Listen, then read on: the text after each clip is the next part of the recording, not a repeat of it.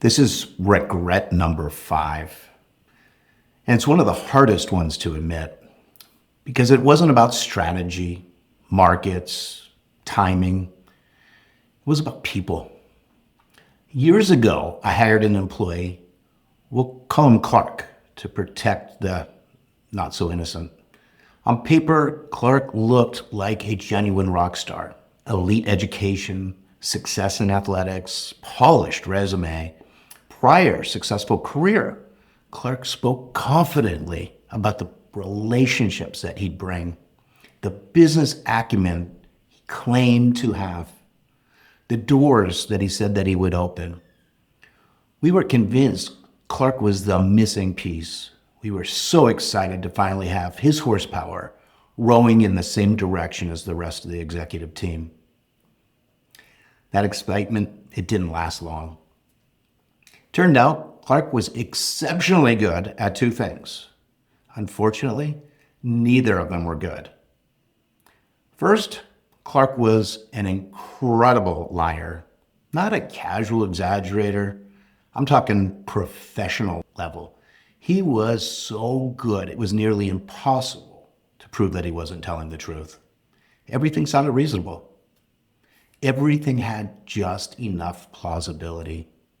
Second, he was excellent at covering his tracks. What we eventually uncovered was this. Clark was lazy.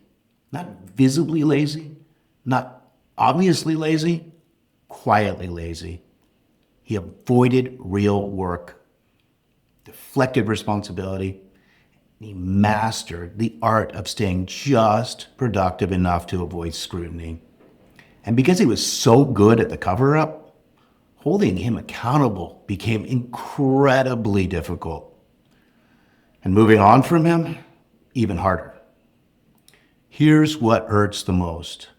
Clark didn't just underperform. He drained the leadership team. He eroded trust. He slowed execution. And he forced everyone else to compensate. And because we didn't have an objective, system-level visibility, everything felt subjective. Was it a feeling? A hunch? A personality conflict?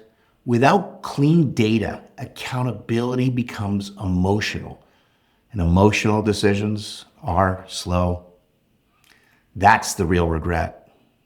This is the big reason Scale B.O.S. exists.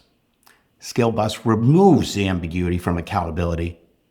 It assigns clear, objective-level metrics to roles, tracks performance systematically, not anecdotally, ties responsibility to outcomes, not stories, creates a command center with visibility into operations and people.